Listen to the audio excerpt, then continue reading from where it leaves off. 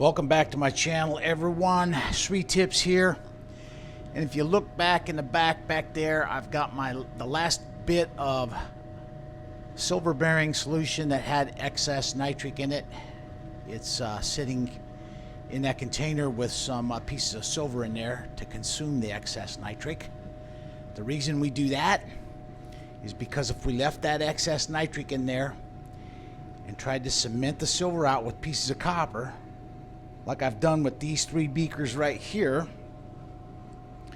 then what would happen is the excess nitric would needlessly consume our copper. All the copper would have to go into solution until the excess nitric was consumed by the copper, and then the silver would cement out and stay in solution. But what I've done here, these are the three pieces of copper in these beakers that I've used to cement out the filtered liquid, and I've siphoned off the blue liquid from those into this 5-gallon bucket because my waste treatment bucket is full. So I've got it in a temporary container here. And what I've done here now is this is the silver solution that was boiling in the reaction vessel up here yesterday. So I've had this all boiled in the presence of pieces of sterling silver, and all the nitric has been consumed now. Here's what's in the filter. I'll save that, put it in my paper storage, because it could contain precious metals. It does contain precious metals. I think you can see there's some slivers of gold in there. All right, I'm going to take this funnel off of here, get it out of the way. Then what we'll do is here's our silver bearing solution that we're going to be cementing the silver out of. I'm going to transfer some of these pieces of copper in there, and what I'll do is add some distilled water. I always add a little bit of distilled water to this before I pour the concentrated silver solution in there. And the reason I do that is because if the silver solution is highly concentrated, then what will happen is the silver will start to cement out on those pieces of copper. This is distilled water that I used to rinse my pure silver crystal off. So it also will have a little bit of silver in it. I try to recycle everything and use it as many times as I can. So this is the rinse water from my pure silver crystal. I'm going to add this to this beaker now. It's about 1 liter of distilled water with a little bit of silver in it. And now I'm going to take our silver bearing solution here that's had the nitric acid removed. I'm just going to pour this right in, and this will the silver in this solution will trade places with the copper in this beaker. The copper will go into solution as the silver comes out of solution. Okay, while this is cementing out, what I'm going to do is move this back up out of the way. Sometimes it will produce some fumes, so I set it in the fume hood as it's reacting in there.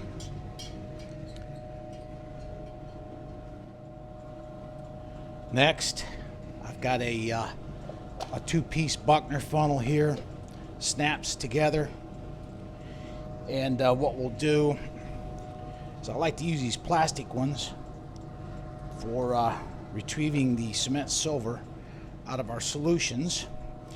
First thing I want to do is add a piece of 11 centimeter filter paper. And what it does, if you look in here, it just covers the holes nicely. All right, I've got my vacuum pump running. I'm gonna wet this filter and get it to seal up. First, I gotta connect the vacuum line here.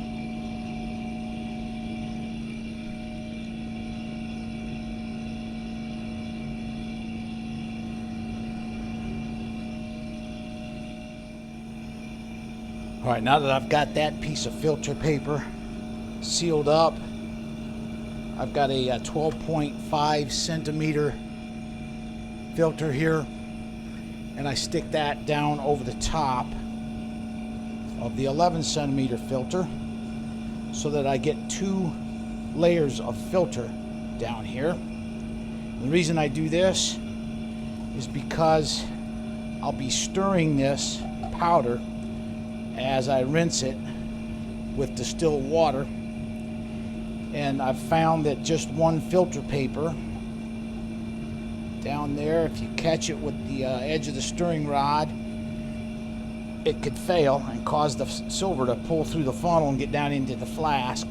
So by putting 2 layers of filter paper in here, I can avoid that. Now we're going to capture the cement silver from this first jar, piece of copper here. We're going to capture the cement silver in here and filter off all that blue liquid. The blue liquid shouldn't have any precious metals in it any longer. One viewer wrote in and said that he does this type of work also, and that the copper will never cement out 100% of the precious metals. I've got to agree with him. He's probably right. But the amount of metals that is left in the blue liquid is so slight that the law of diminishing returns kicks in. And for me, it's just not worth going after a little bit of silver that might be left in this blue liquid. Okay, we're going to pour a little bit more in here now. Another piece of copper.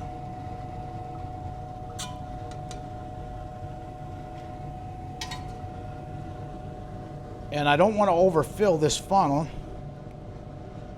with my cement silver. Notice how dark gray it is. That dark gray color is an indication that we probably have some platinum group metals in with the silver. And what happens is, in accordance with the reactivity series of metals, the silver comes out of solution first onto the copper in the cementation process. And then at the very end, let's see, I can probably put a little bit more in there. At the very end, any platinum group metals that are left in here will begin to cement out on the copper, and they will look like a fine black powder. But that black powder then will turn this cement silver a gray color like you see here. This is probably going to be some palladium, maybe a little bit of platinum, possibly some gold. And what we'll do is I just leave it in the cement silver and melt this up into granules, put the granules in the anode filter of the silver cell, and as the silver dissolves and passes through the anode filter bag, these precious metals, the platinum, the gold, and the palladium, will get trapped in the anode filter. Then I can recover the platinum group metals later on. All right, now to rinse this out, I start out with distilled water. I just rinse, pour it right in and stir it with a glass rod here, and try to get most of the blue liquid rinsed out of here. And then once I'm satisfied that most of the blue liquid has been rinsed out of the cement silver, what what I'll do is go in and boil me up some tap water, and then I'll complete the rinse with boiling tap water. Now you can see why it's important to have 2 filters down there, because I am kind of dragging the bottom with this glass rod. And if we just had the one single filter down there, we might have a tendency to tear it, and that causes the filter to fail. The silver powder would then make it through this funnel down into our blue liquid here that we're trying to remove from the silver, and we'd have to start all over.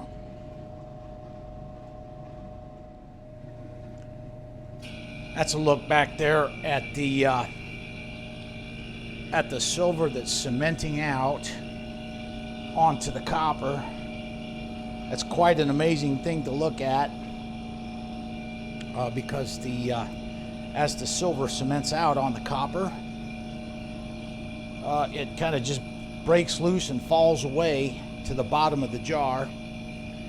It's one of the things that fascinated me the most when I first started refining, is watching this silver cement out on the copper. It's a neat reaction to watch. It happens quickly, and you can see it happening right in front of your eyes there. Pretty neat.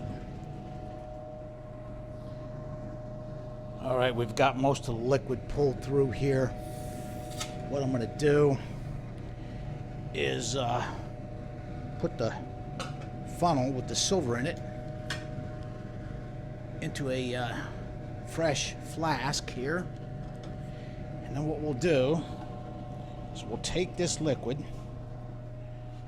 and we'll pour it into the waste treatment bucket. If you look in here,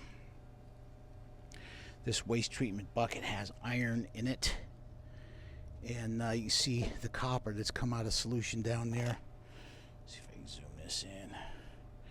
That's the copper that's come out of solution on that piece of iron down there. But I'm just going to take our solution now and pour it in here. This will be the capacity here. This will be as much as this bucket will hold. I'll have to put it in that temporary storage container until I make some room in this bucket. Alright, now I've got some boiling tap water here. I'm going to rinse off the silver. But before I do that, I'd like you to look up here and notice that the silver boiling I got going on back there, all of the fumes are gone and the solution is boiling heavily. And what that tells me is that all of the excess nitric has been consumed now.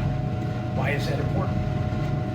If we didn't take and do this step right here, we could just add the copper straight into the silver solution with excess nitric in it. But if we do that, then what will happen is our copper will be needlessly consumed by that excess nitric. So it's always best to consume the excess nitric before we add the copper to spin the silver out.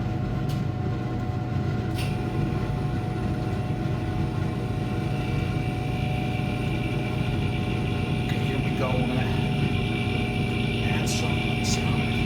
I'm going to add some of the boiling distilled water, or boiling tap water now, into our cement silver. And we're going to get the rest of the blue liquid rinsed off of here. The blue liquid is copper nitrate. And it's best to get as much as we can rinsed off of it. The more we rinse, the less copper we'll have that fouls our electrolytic silver cell. So the more time we spend here rinsing, there'll be less copper to have to deal with in our silver cell.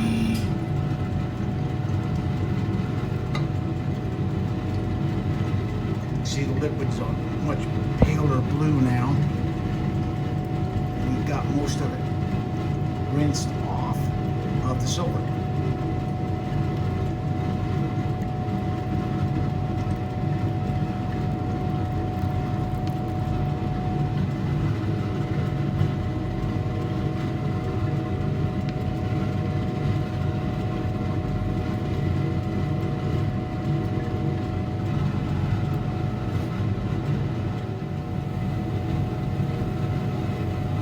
Got most of that running tap water poured through our filter. Now what I want to do is I'm going to trade flask here.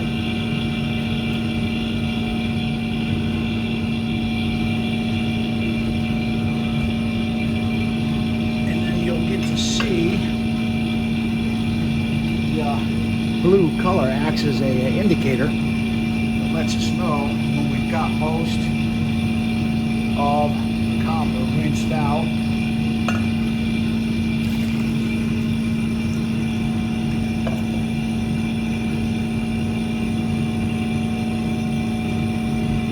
The liquid coming through now should be fairly clear and colorless because the copper has been rinsed out of our silver powder now. Boiling tap water.